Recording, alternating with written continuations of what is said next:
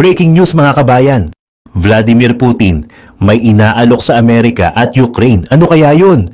Pangalawang breaking news, bansang Congo may inaalok sa Amerika at Europe pero may isang kapalit. Ano kaya ang kapalit? Pangatlong breaking news, Amerika, kumakampi nga ba sa Russia tungkol sa United Nations resolutions? Bago tayo magumpisa, baka pwede pa like ng video na ito. Malaking bagay na to sa aming mga content creators. Maraming salamat po.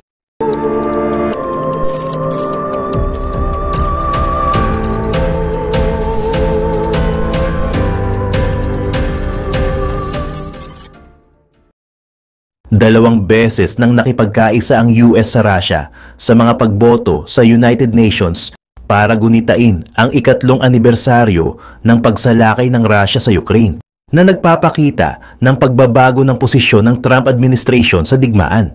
Una, tinutulan ng US ang isang resolusyon na isinulong ng Europe kung saan kinokondena nito ang mga aksyon ng Moscow habang sumusuporta naman sa territorial na integrity ng Ukraine. Bumoto ito kasabay ng Russia at mga bansa tulad ng North Korea at Belarus sa UN General Assembly sa New York.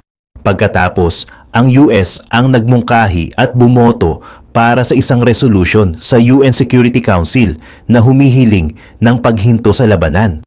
Naipasa ng Security Council ang resolusyon, ngunit ang dalawang pangunahing alyado ng US na UK at France ay nag-abstain matapos hindi maaprubahan ang kanilang mga attempts na i-amend ang wording na na-veto. Ang mga UN resolutions ay inihain habang binisita ni French President Emmanuel Macron si President Donald Trump sa White House upang tugunan ang kanilang sharp differences sa digmaan. Noong Huwebes, binisita rin ng New American leader si British Prime Minister Keir Starmer. Ang White House ni Trump ay nagbago sa Transatlantic Alliance kung saan sila ngayon ay nakikipag-alyansa sa Moscow at nagkakaroon naman ng doubt sa long-term commitment ng Amerika sa European security. Ang hidwaan na ito ay naging hayag sa UN General Assembly noong Lunes habang pinupush ng mga US diplomats ang kanilang limited resolution at pagluluksa sa pagkawala ng mga buhay sa nagaganap na Russia and Ukraine conflict. Dagdag pa rito ang paghiling nila na matapos na ito kaagad. Sa iba pang mga balita, sa isang bold diplomatic move, iniulat ni Democratic Republic of Congo President na si Felix Tshisekedi na bigyan ng access ang Estados Unidos at Europe sa vast mineral resources ng bansa sa kondisyon na mag-intervene sila upang matapos ang ongoing conflict na sumisira sa bansa. Sa pahayag noong linggo, hinikayat ni Tina Salama ang Estados Unidos na direktang bilhin ang mga critical minerals mula sa Kinshasa kaysa kumuha ng mga looted at smuggled mula sa Rwanda. Ipinahayag din niya ang same appeal sa Europa at iba pang mga buyers, kung saan binibigyang diin nito na ang DRC ang true owner ng mga valuable commodities na ito. Nag-react naman siya sa isang interview sa Tshisekedi na napublish naman ng New York Times. Inilarawan sa kwento na sinabi ni Tshisekedi na ang Trump administration ay nagpakita ng interes na makuha ang mga mineral ng DRC, ngunit hindi direktang binanggit ang Pangulo sa pag-o-offer ng mga mineral sa US kapalit ng kapayapaan. Ayon sa NYT, hindi tinanggihan ni Tshisekedi ang isang potential mineral deal, kung saan sinasabing ang ganitong kasunduan ay magdudulot ng higit pang seguridad at stability sa kanyang bansa. Ang iniulat na offer ni Tshisekedi ay dumating ilang araw matapos magpataw ang US ng mga parusa kay James Kabarebe, isang opisyal ng militar ng Rwanda at dating Minister of Defense. Inilista ng US Treasury si Kabarebe bilang isang tagapamagitan ng gobyerno ng Rwanda sa M23, isang rebel group na pinamumunuan ng mga ethnic Tutsis na sumakop sa mga key towns sa Eastern DRC, kabilang ang malaking lungsod ng Goma. Nagbanta ang grupo na magtutulungan patungo sa kapital na Kinshasa, bagamat tinuturing ng mga eksperto na ito ay kakaiba gawa ng vast distance na aabot ng 2,600 kilometers. Ayon kay Salama, kasunod ng mga parusa laban sa Rwanda at sa M23, ang pagkuha ng raw materials na kilala bilang conflict minerals mula sa Rwanda ay magiging lalong mapanganib at komplikado. Samantala, sa iba pang mga balita, sinabi ni Russian President Vladimir Putin na siya ay open sa pagbibigay ng access sa Estados Unidos sa mga rare minerals, kabilang na ang ilan mula sa mga teritoryong nasakop ng Russia sa Ukraine. Ayon sa isang Ukrainian minister, ito ay kasunod ng paulit-ulit na paghikayat ni Pangulong Donald Trump na ipagkaloob ng Ukraine ang ilan sa mga mineral nito kapalit ng kanilang suporta sa isang deal na kasalukuyang tinatapos. Sa isang state TV interview noong Lunes, sinabi ni Putin na handa siyang i-offer ang mga resources sa mga American partners sa kanilang mga joint projects, kabilang na ang pagmimina sa mga new territories ng Russia na tumutukoy sa ilang bahagi ng Eastern Ukraine na nasakop nila ng lusubin nila ito 3 taon na ang nakalilipas. Dagdag pa niya, maaaring makita rin sa proposal ang collaboration ng dalawang bansa sa pagkuha ng mga aluminium at mga supply nito sa US upang ma-stabilize ang presyo. Sa kanyang televised interview, tinutulan ni Putin ang pagsuporta ni Trump sa pag-access sa mga mineral deposits ng Ukraine at sinasabing handa silang makipagtulungan sa mga foreign partners kabilang ang mga minerals mining companies. Sinabi ni Putin na nililinaw niya na ang isang potential deal sa pagitan ng US at Ukraine tungkol sa rare minerals ay hindi isang issue para sa Russia at sinabi niyang mas marami silang resources na tulad nito kumpara sa Ukraine. Sa iba pang mga balita, 3,388 na bilang ng mga tank na sinasabi ng Oryx, isang Dutch na open source intelligence website na nawala ng Russia sa Ukraine mula noong February 2022. Hindi lahat ng tangke na ito ay tuluyang nasira. Sa 3,388 na kumpirmadong nawala, 2,332 ang tuluyang winasak, 157 ang nasira, 367 ang iniwan, at 532 ang nakumpiska ng mga puwersa ng Ukraine. Ang Warspotting, isang website sa UK na sumusubaybay rin ng mga kumpirmadong pagkatalo sa giyera sa Ukraine, ay nagbigay ng halos kaparehong bilang pero bahagyang mas mababa, 2,995, at lahat ay nakumpirma via satellite images. Ang ganito kalaking pagkatalo sa mga tangke ay nagpapahiwatig ng malaking kahinaan sa estratehiya ni Pangulong Vladimir Putin. Ang paggamit ng maraming tropa at mabibigat na kagamitan ay tila nagiging dahilan ng pagkaubos ng kanilang sariling mga reserba habang patuloy silang nawawalan ng mga tangke. Isa ang Trostyanets, siyudad malapit sa border Ukraine at Russia, sa mga unang lugar na nilusob ng 4th Guards Tank Division ng Russia at nagawa nila itong sakupin sa ikalawang araw ng giyera. Ngunit nakipagbakbakan ang puwersa ng Ukraine para pigilan ang pag-abante ng mga tangke ng Russia patungo sa Kyiv. Ayon sa France 24 TV, ginawang pansamantalang himpilan ng Russia ang istasyon ng tren sa Trostyanets na nag-udyok sa mga puwersa ng Ukraine na bombahin ito para mapalayas ang mga Ruso. Ang kontra-atake na ito ay nagresulta sa pagkawasak ng humigit kumulang 100 tangke na may mga larawang nagpapakita ng mga nawasak na armas ng Russia. Noong March 2022, nagbahagi ang militar niya ng mga larawan ng iba pang mga tangke ng Russia na winasak sa Sumy, kabilang ang ilang BMP-2s at mga TATU at TATBV. Makikita sa mga larawang ito ang mga wasak na armored vehicle at ilang kampo ng Russia sa labas ng lungsod. 1 taon matapos ang pagsalakay sa Trostyanets, muling nabawi ng Ukraine ang lungsod at muling lumabas ang mga larawan ng mga tangke na kanilang winasak. Nagbahagi rin ang Radio Free Europe ng larawan ng isang T-34 tank mula pa noong World War II na nakatayo sa gitna ng mga nasirang modernong Russian vehicles, bilang simbolo ng tagumpay ng Ukraine sa pagdepensa at pagbawi sa Trostyanets. Hindi lamang ang Trostyanets ang nilusob ng mga tangke ng Russia, pati rin ang Brovary. Matatagpuan ito mga 15.5 miles silangan ng Kyiv. Dati itong isang suburb bago dumating ang mga tangke ng Russia mula sa Chernihiv Oblast. Mula sa pagiging tahimik na lugar, naging lugar ng bakbakan ng Brovary. Pinasok ng mga tropa ng Russia ang lugar na parang isang convoy na dumadaan sa Highway M01 kasama ang 6th at 239th Tank Regiments ng Russia's 90th Guards Tank Division. Nakapagtatakang hindi nila ginamit ang mas modernong T-80 tanks para sa convoy na ito. Sa halip ay nagtutok sila sa T-72 at mga version nito. Marahil dahil sa maling paniniwalang madali nilang mapapasok ang lugar nang walang mangyayaring labanan. Ngunit nagkaroon ng matinding bakbakan. Inatake ng Ukraine ang convoy, winasak ang mga tangke sa unahan at sa likod para pigilan ang pagpasok ng Russia sa Brovary at mapigil din ang kanilang pagtakas. Nagkabakbakan sa suburb habang tinatangkang tumakas ang mga tangke ng Russia. Pero hindi lahat ay nakatakas. Makikita sa isang dramatikong drone footage na inilabas ng The Evening Standard ang mga pag-atake ng Ukraine sa mga tangke ng Russia. May ilan pang sumabog habang ang iba ay tumakas.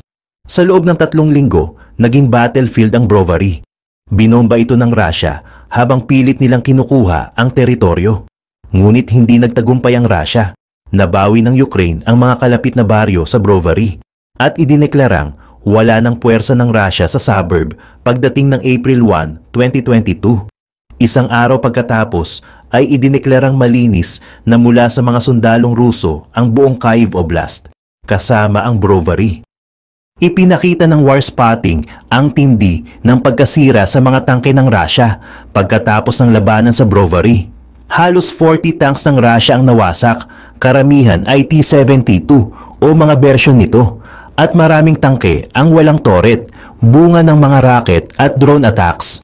Ang labanan ay nagsilbing maagang babala para sa Russia na hindi madaling sakupin ng Ukraine gaya ng inaasahan nila.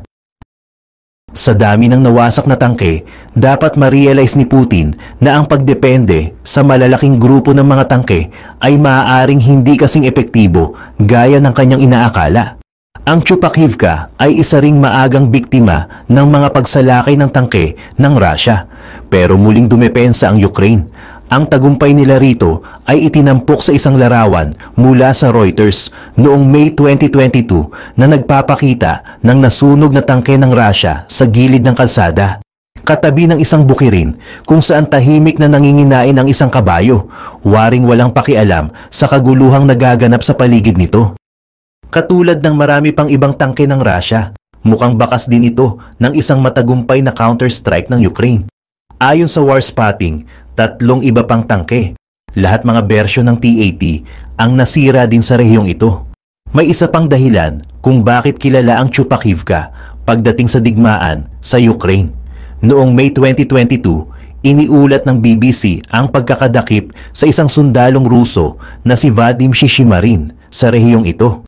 Dating tank commander, si Shishimarin ang unang sundalo ng Russia na nahatulan sa isang war crime matapos aminin ang pamamaril sa isang 62-year-old na lalaki na si Alexander Shelipov sa Chupakivka.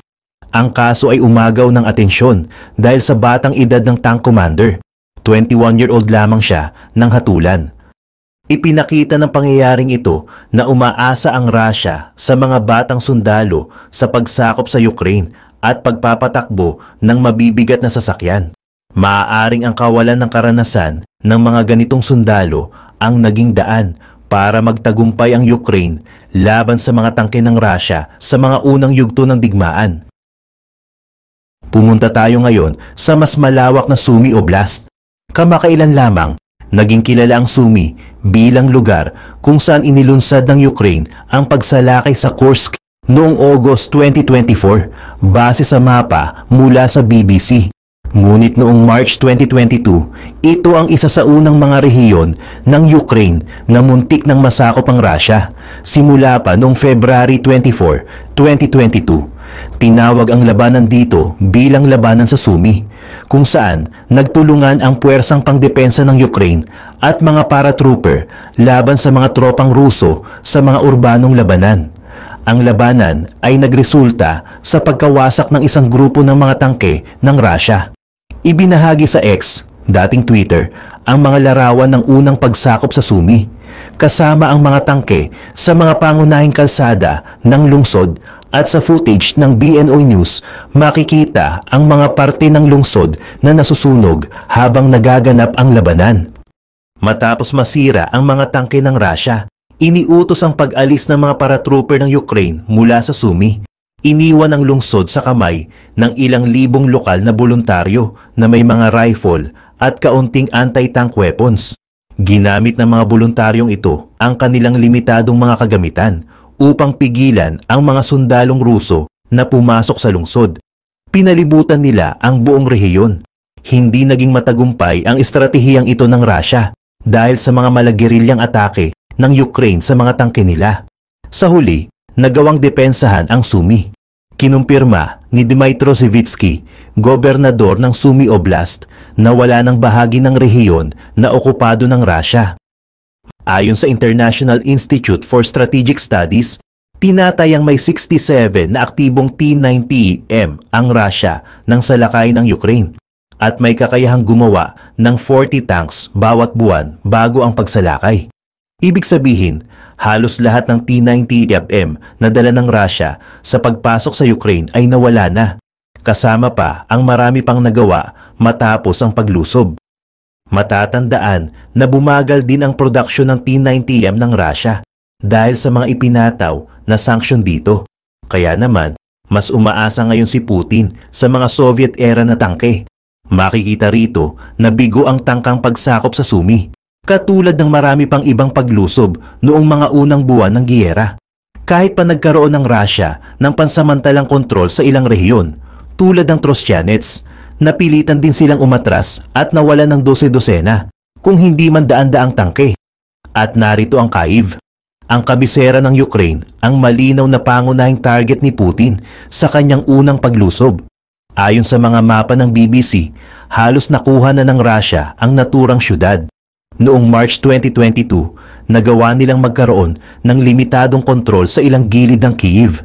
Pero pagdating ng Nobyembre ng taong iyon, tuluyan nang naitaboy ang mga puwersa ng Russia mula sa hilagang silangang bahagi ng Kyiv.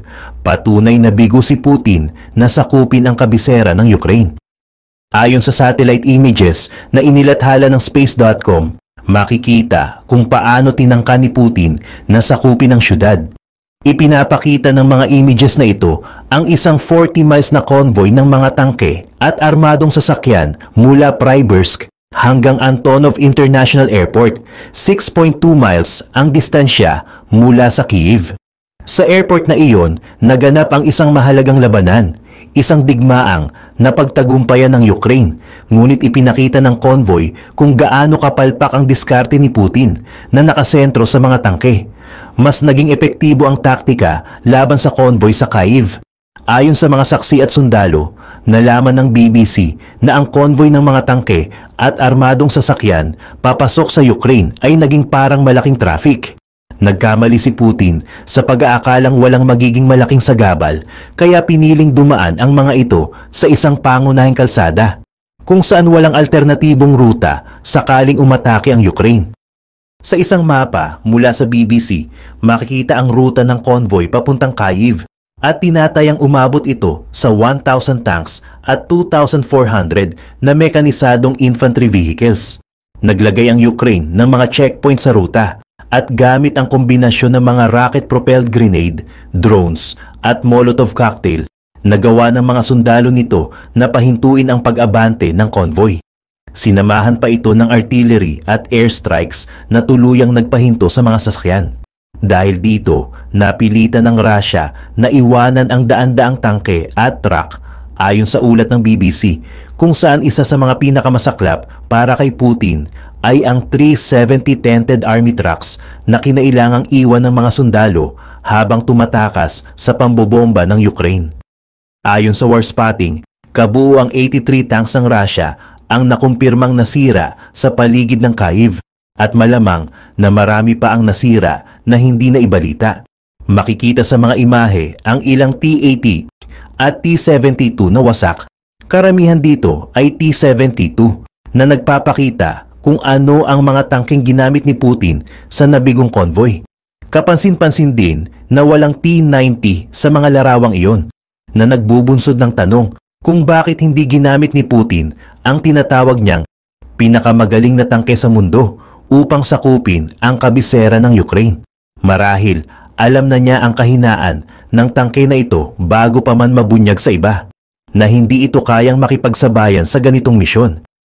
Gayunpaman, maaaring isipin na ang pagkawasak ng convoy patungong Kyiv at iba pang halimbawa rito ay nagpapakita ng kabiguan ng mga tangke ni Putin sa Ukraine. Hindi naman ito lubos na totoo, ngunit bawat tagumpay ng Russia ay may kaakibat na malaking halaga ng buhay, kagamitan at tangke. Sa susunod, pumunta tayo sa lungsod ng Kherson sa timog Ukraine. Matapos ang isang linggong paglusob mula February 24, 2022, matagumpay na nasakop ng Russia ang Kherson noong March 1. Sinundan ito ng okupasyon ng militar ng hanggang 35,000 na sundalo at ayon sa BBC, nasa ilalim ng buong kontrol ng Russia ang lungsod noong katapusan ng March 2022.